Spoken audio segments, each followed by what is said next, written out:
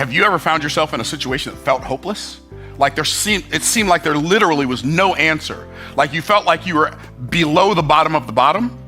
I'm gonna show you in this video today exactly what you have to do to come out of that, because there's one component that's absolutely essential.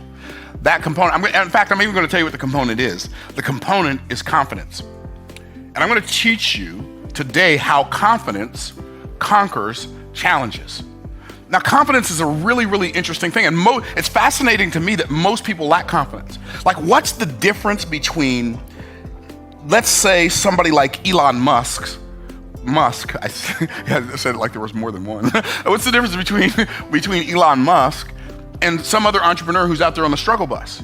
Elon Musk, he had enough confidence or positive, empowered expectations to act on his ideas through the point of no return. What does that mean? So when you're flying an airplane, like when you're like in a Cessna 172, right? And you're taking flying lessons, and you get on the tarmac, and like you go, like you're like full thrust, right? And there comes a point on the runway that's called the point of no return. Like we are gonna take off, or we're gonna crash. But we are not slowing this plane down, right? And so most people approach the point of no return with so much caution and trepidation, they don't build up enough ground speed to turn it into air speed so they can fly.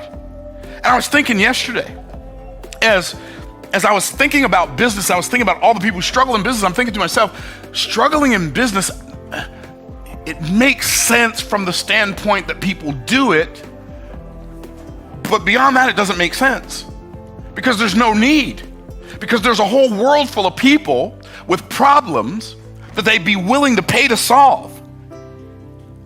And the reason I think people struggle in business is because we're so focused on figuring out how to get paid when the formula already exists for getting paid. Find somebody with a big problem and enough money to pay to solve it, and solve it for them. Find a big pool of people with some big problems. And I was thinking, like after I got done doing some work yesterday, because we had a bunch of stuff that we had to do in the morning. So after I got done working yesterday, I went to the golf course, and I'm at the golf course. And while I was at the golf course, playing golf, my business cash flowed like $165,000 while I'm at the golf course. Money that I wasn't expecting. It just kind of showed up. Right? Well, that's better than a sharp stick in the eye. And I'm not flexing. And I was thinking, why is my life in business this simple? Like if I were gonna say, I can only pick one component to use in business, what would it be? If I only had one attribute, what would it be? And it would be confidence from an empowered expectation. And you've heard me say this before, I'm gonna say it again. Expectation is a human being's greatest superpower. But most people only use their expectation against themselves. And there are a handful of people in the world that use their expectation for their own embetterment. Like, do you realize? Okay, so I'm gonna break it down. I'm gonna read the text here in a minute in the Bible, because this is a Bible study, but I'm laying the groundwork. What did Bishop say? He said, my messages are very short. It's the introductions that take all the time, right? So when I think about people who are struggling and the difference between people who are struggling and people who are not struggling, the number one difference is expectation. Like, expectation is a superpower that's better than Spider-Man's ability to spin a web any size and catch thieves just like flies. It's better than Superman's ability to fly. Like, I'm not saying it's better, it's actually better. Jesus said, if you can believe, all things are possible to him that believes. Here's my question. What if that's true? And I say that facetiously, obviously, because it is true. So you think you have a problem doing the thing. Well, I wish I had some help in here, oh Lord. But you actually have a problem believing you can do the thing. See, your expectation is either going to be empowered by design or disempowered by default. But guess who gets to decide? You do. You get to decide whether you're going to allow your expectation to be disempowered by default, or am I going to just have an intention, set my intention, and decide to design an expectation that I will hold in my attention until it becomes my experience of life. And I know some of y'all think this sounds like woo-woo.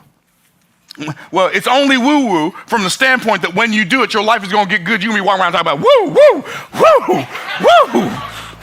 woo, woo. Sorry. Y'all know, y'all pray for me. Don't judge me. This is a judgment-free zone. Okay.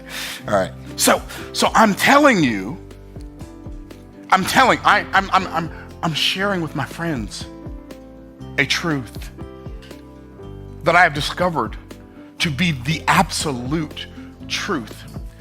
And I started practicing years ago, not allowing myself to give any attentive energy at all to outcomes that are undesirable to me. We are so good at focusing on what could go wrong, we make it go wrong.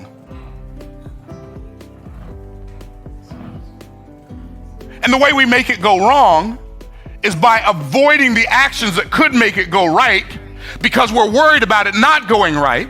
And so therefore, the neglect of the actions that would make it go right cause it to go wrong.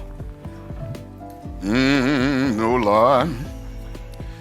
Now, I'm gonna read a story in the Bible that we all know, but there's stuff in here in this story that we're unfamiliar with.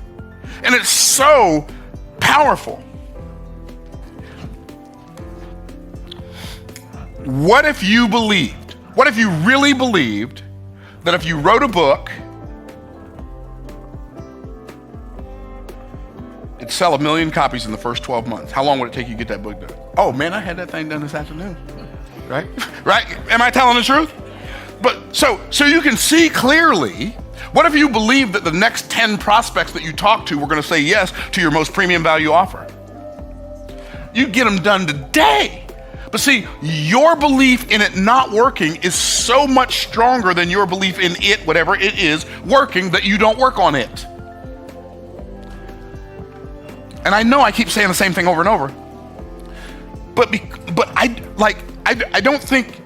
really don't think that y'all out there in the YouTubosphere and those of you in this room really wrap your mind around the enormity of the truth that I'm, with every fiber of my being, attempting to convey to you today.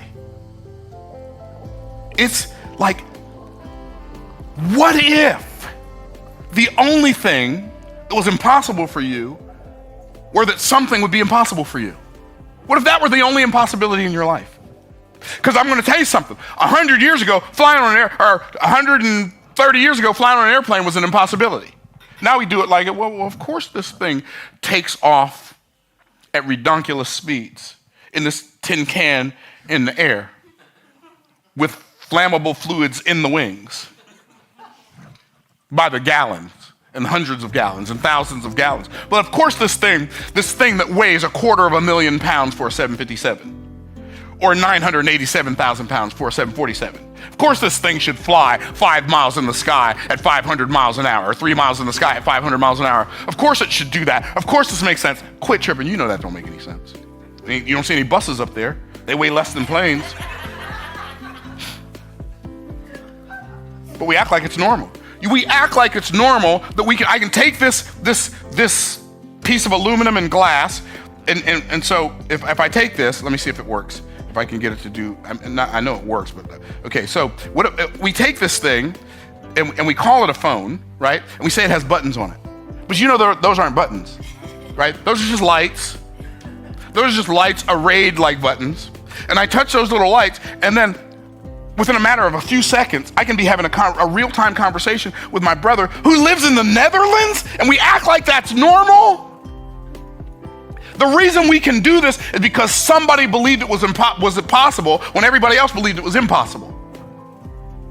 And here's my question. What are you right now believing is impossible that 100 years from now will be normal, but somebody else is going to discover it because you're too busy believing in how it can't work? I'm blown away by how people help the cultural hypnotic societal mechanism beat them up.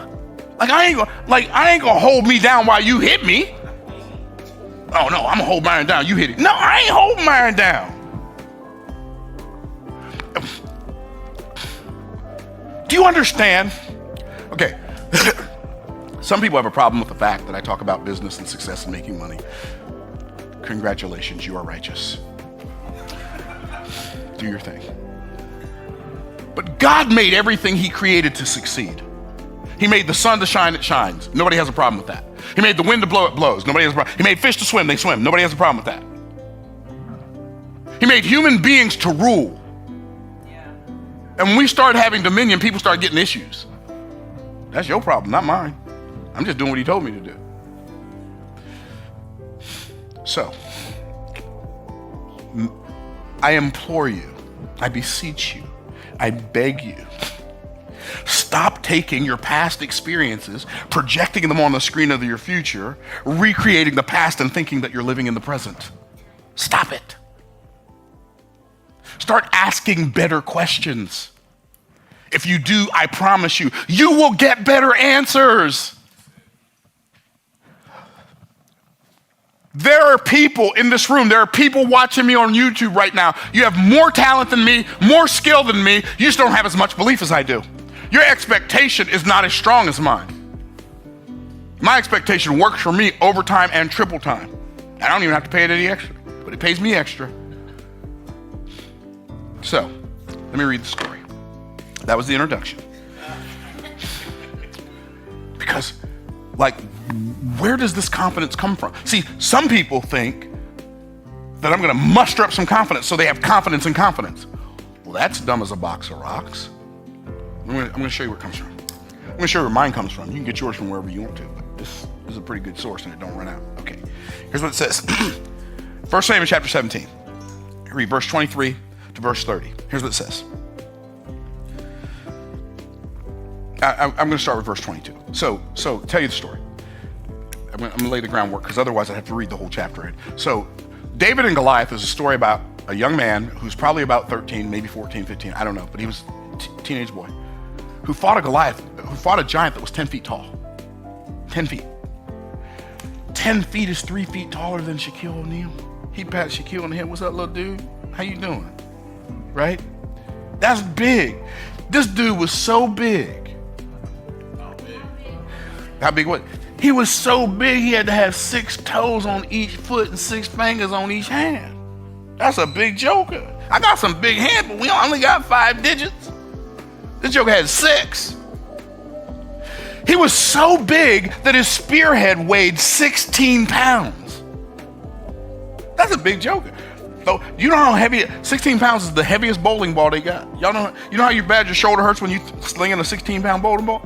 Imagine slinging a 16-pound, a spear that has its own weight, plus a 16-pound spearhead. Child, please. Okay, so this guy was the champion of Gath. Now, the word champion, you got to go do the research. The word champion doesn't mean he was just a guy who won a lot of fights. No, a champion was a person who went and fought a battle, and that decided the outcome of the war. So when it says Goliath, the champion of Gath, that's why he said, send me a man that I may fight against him. And if I win, then you will be our slaves. And if you win, then we'll be your slaves. Okay, y'all tracking, right? Okay.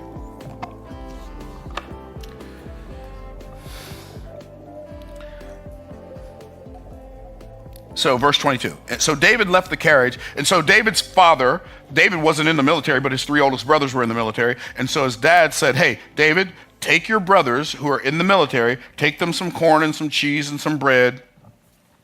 I always jokingly say grilled cheese sandwiches and corn on the cob, but it wasn't that. It was just some corn and some cheese and some bread. Okay, so David takes them. David takes them the food, and he's on his way to go see his brothers. So it says in verse 22, and David left his carriage in the hand of the keeper of the carriage, and he ran into the army and came and saluted his brethren. And as he talked with them, there came up the champion of the Philistines, of Gath, Goliath by name, out of the armies of the Philistines, and he spake according to the same words, and David heard them. And the words were, like, I defy the armies of the living God, blah, blah, blah. Send me a man that I may fight against him. If I win, then you'll be our slaves. Okay, that whole story. And then it says, as the same words, and David heard them, verse 24, and all the men of Israel saw the man. When they saw the man, they fled from him, and they were sore afraid. And the men of Israel said, have ye seen this man that has come up? Surely to defy Israel is he come up? And it shall be that the man who killeth him, the king will enrich him with great riches. Like, sign me up. I'm in. Right? Enrich him with great riches. Okay. Number 2, give him his daughter to be his wife. Okay. So, and then make his father's house free in Israel. No more taxes for your family. Now that one's really a sign me up right now. I'm fighting right. Bring me a Goliath right now. I'm gonna go get my 5 smooth stones. I'll be back in a minute, right? Okay, y'all tracking. And David spake to the man. So they told him what they would get, and then David spake to the men that stood by him, saying, what shall be done to the man that killeth this Philistine, and take away the reproach from Israel? For who is this uncircumcised Philistine that he should defy the armies of the living God? And the people answered him again after the same manner, saying, so shall it be done to the man that killeth him. And Eliab, his eldest brother, heard when David spake unto the men, and Eliab's anger was kindled against David, and he said, why camest thou down hither? And with whom hast thou left those few sheep in the wilderness? I know thy pride and the naughtiness of thine heart. Thou art come down that thou mightest see the battle. Now, here's the question. Why is his brother so bent out of shape? Is that a good question? Why is it he's like, everybody else is scared, he ain't scared. Why is his brother bent out of shape? His brother's bent out of shape because when you have confidence, you will be misunderstood. People will accuse you of being arrogant.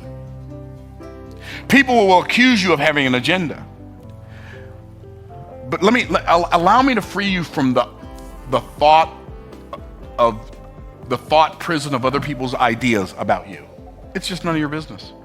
Like, I don't even have time to think about what you think about me. There's so many levels on which I don't care.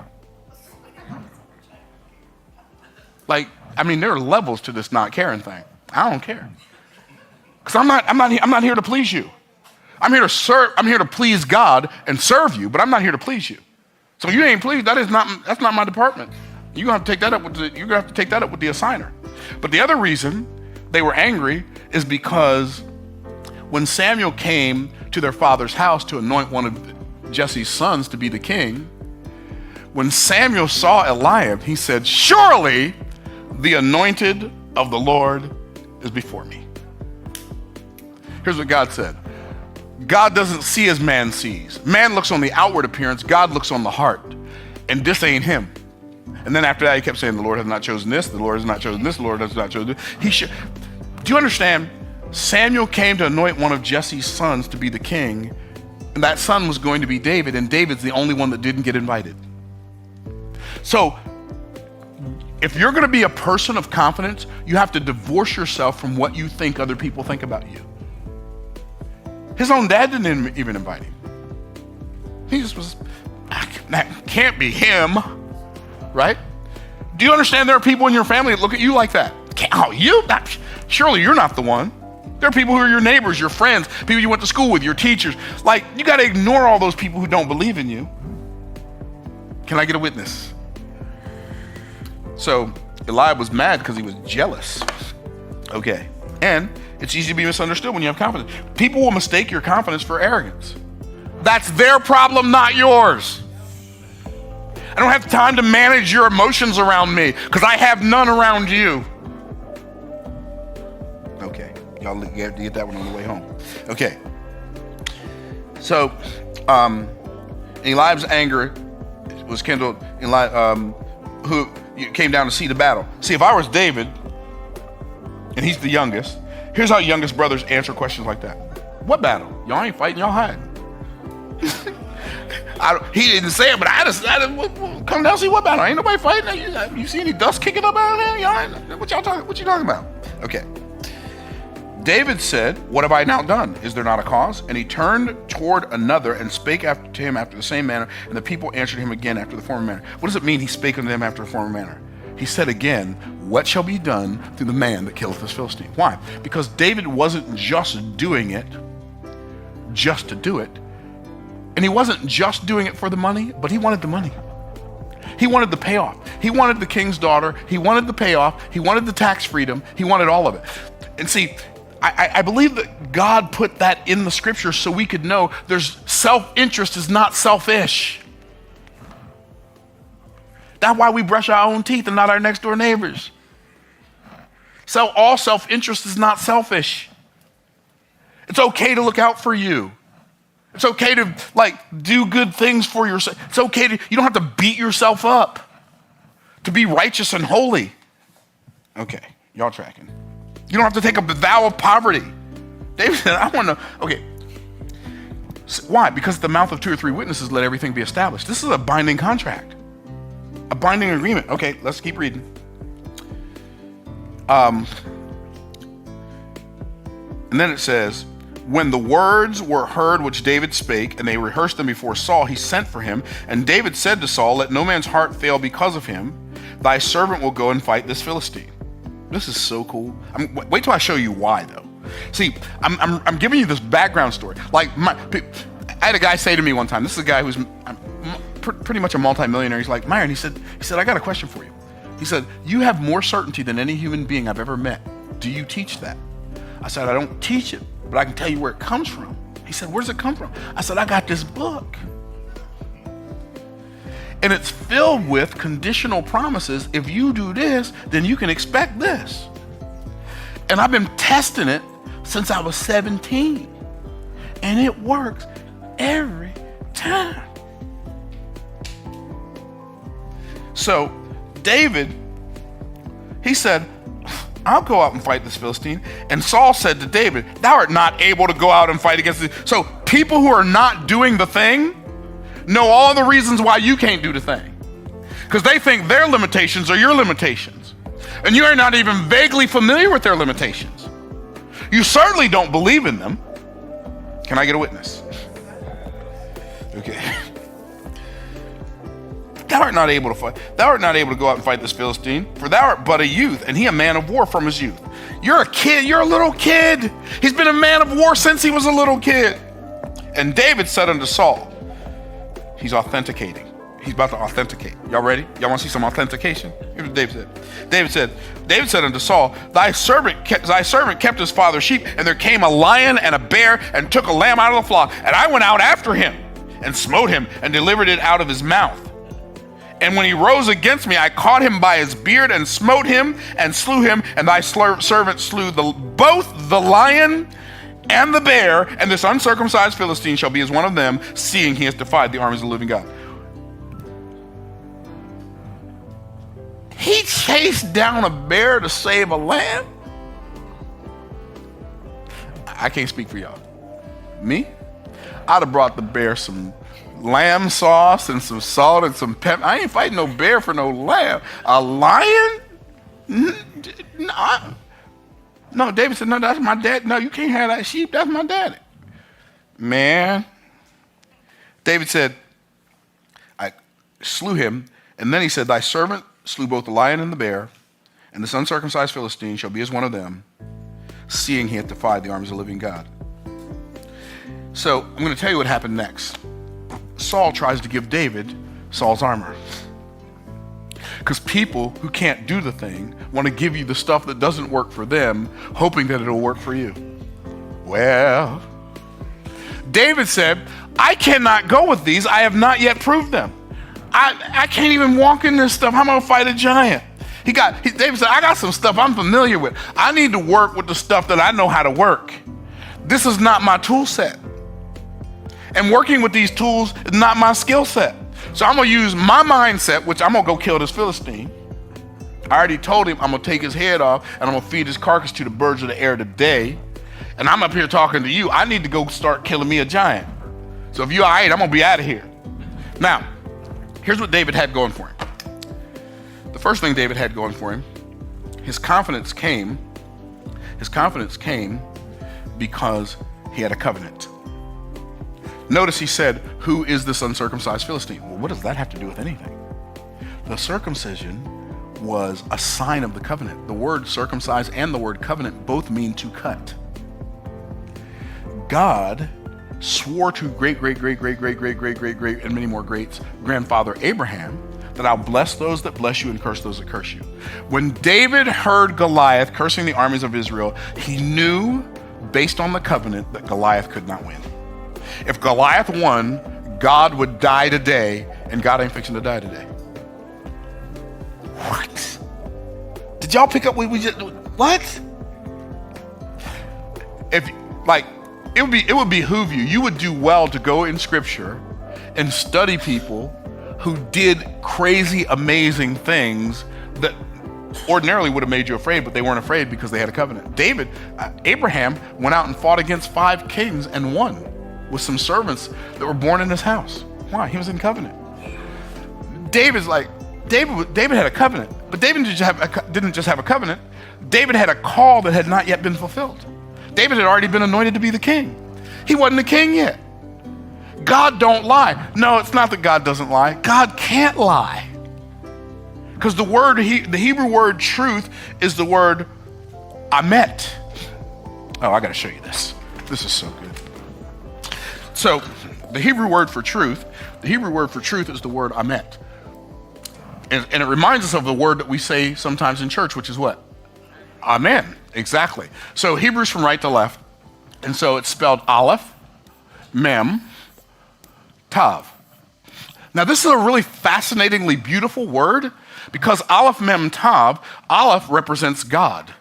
That's the letter this is God's letter, right? It's the first letter in the Hebrew alphabet. It's the strength of the ox. It's the beginning of the word Elohim, El Shaddai, Aleph. It's made of 2 yods and a vav. The yods, this is a yod, this is a yod. This is a vav is a nail, a yod is a hand. Literally, the letter is made of 2 hands and a nail. So this is God. Mem is the might of the ocean. What's more mighty than the ocean? What's more mighty than a tsunami? Maybe nothing, right? And so this is God's might or mighty, and then Tav is a cross or a covenant. So the word for truth is God's mighty covenant. That's what the word truth is, God's mighty covenant. What's the might of the covenant? Well, the might of the covenant is a promise on your life. When 2 people got ready to enter into covenant, they would kill an animal, or when God did the covenant with Abram in Genesis chapter 15, he had Abram bring the animals, and Abram killed the animals, and he cut them in pieces, and God was getting ready to enter into a covenant with Abram. You got to go read the story because I'm going to cover it really, really fast. He was getting ready to enter a covenant with Abram, but he put Abram to sleep because Abram, if he had entered the covenant, Abram would have had to die because Abram couldn't keep covenant. So Abram would have had to die. But also, they start out back to back and then they walk around the animal and they take in the brutality of the death of the animal. They come back face to face. Abram would have been face to face with God. He would have had to die again. Abram was in double jeopardy entering a covenant with God. So the scripture says, when the sun went down, it was dark. Behold, a deep sleep fell upon Abram, and a horror of great darkness fell upon him. And behold, when the sun went down, it was dark. A smoking furnace, that's a type of God the Father, and a burning lamp, that's a type of God the Son, passed between those pieces. The substitute for Abram was the burning lamp. And they would enter covenant together. If I don't keep my word to you, may what happened to these animals happen to me. And so when God entered a mighty covenant, he's saying, if I don't keep my word, I'm going to have to die. Now, God swore in his own existence to bless those that bless Abram, to curse those that curse Abram. This is God, but if you take these 2 letters, Mem Tav, it spells the word death. We've read it before, even if we don't know we have. There's a guy in Genesis chapter 6 whose name starts with Mem Tav. Who is it? Methuselah. What does Methuselah mean? His death shall bring. What does his death bring? It brought the flood. Okay? So, God, and then death. What? Well, when you attempt to remove God from the truth, all you have left is death. That's the first thing we see. We see it in America. We see it happening all the time. We're trying to remove God out of society. We get more and more and more and more death. We removed God out of the school system. I don't know that there was ever a shooting in a school ever when the 10 Commandments were hanging on the wall. You remove God from society, all you have left is death. But it also shows us that if God lies, then God dies. And if God dies, everything ceases to exist. This is why David knew Goliath couldn't win. Goliath didn't have any hope. I'm going to kill you. I hope you can hear me all the way up there, because I'm going to kill you today. I'm going to take your head off and feed your body to the birds of the air. Did you hear me? David had a calling. David had a covenant. David had a calling on his life. You are going to be the king. David wasn't the king yet, so he couldn't die. He was invincible. He's like, I can go run. The story tells us that when Goliath started coming towards David, everybody else ran from Goliath. David started running at him. Can you imagine the level of confusion Goliath must have? David's like running and slinging. And the scripture says he released that stone and it sunk into Goliath's forehead, and Goliath fell face down on the ground. You know what it says after that? But there was no sword in the hand of David. So he went and stood on Goliath, took Goliath's sword and cut off Goliath's head with Goliath's own sword. See, David had 3 things going for him. Well, 4 things. He had a covenant. He had a calling. He said to his brother, is there not a cause? What's the cause? If we lose this battle, we got to be slaves to the Philistines? Oh, that universe don't exist where I'm willing to do that. Let's go. There was a cause. The cause was greater than the consequences. And until in your life, the cause becomes greater than the consequences, you won't face your giants. You'll keep hiding from them. And then lastly, but not leastly, there was compensation. Because he was going to get enriched with great riches, marry the king's daughter, no more taxes. It sounds so heavenly. Now,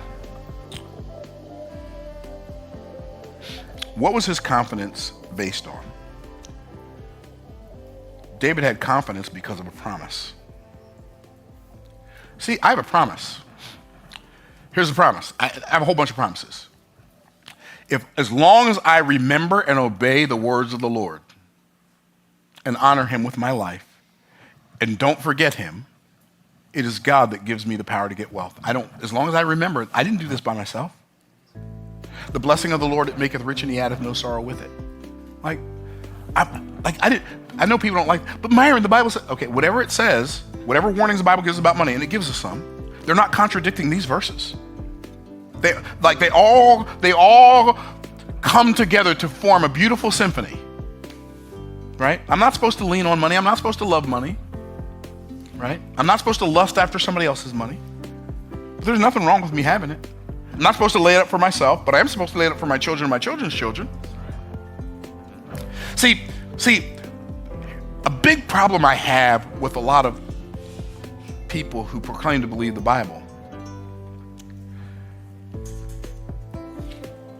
is we pretend that we believe what it says while doing the exact opposite. A good man, okay, I didn't put this in the Bible. So somebody please tell me what this means if it don't mean how I'm reading it. A good man leaves an inheritance to his children's children. Now, here's what I've had people say to me. Yeah, but Myron, that's not talking about material things. That's talking about a spiritual heritage. Okay, that sounds good. But here's what the Bible says. Here's how the Bible interprets that.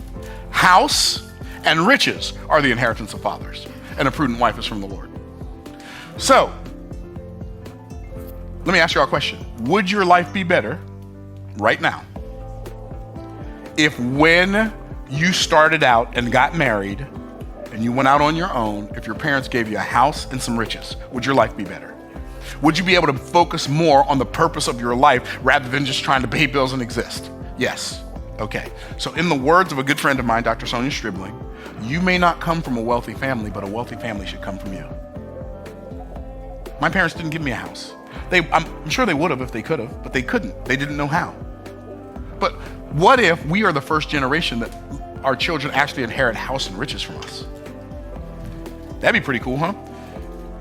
House as a wedding gift. Wow, there's a novel concept, but that's biblical. But you know what we do instead? Our children turn 18 and we send them off to a bunch of Philistines, a bunch of pagans, to be miseducated so they can unteach them everything we taught them for the first 18 years. And I said that way because the reality is the Israelites never sent their children to the Philistines to get educated. But we do. Because we value a degree more than we value God's decrees.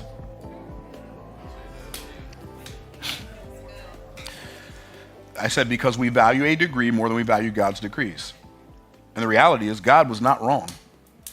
Okay, he had a promise, but he also had some principles that he understood. David had some principles he understood. If I have work to do, I'm going to do my work. Like if I'm going to chase down a lion and a bear to save a lamb, I'm certainly not going to let my mom and my daddy go into slavery behind this Philistine and his big mouth. So he had some principles he believed in, but watch this. He also had confidence because he had some practices. He was competent with a slingshot. You're out there, I mean, you know what you do when you have boring work to do, right? You're watching sheep. It's not like they're doing anything interesting. They're sheep. Right? And so what are you doing? You're playing with your slingshot and you're slinging a stone at a bush, at a tree, at a whatever, right? But he had developed competence through practice with his sling. So he had tools that he knew how to use.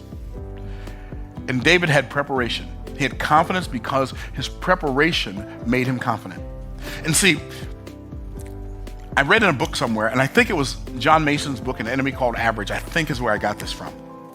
But he said, you better spend some time preparing for your future because you're going to spend the rest of your life there. There are very few things in the world as important as preparing for what's coming. What did Abraham Lincoln say?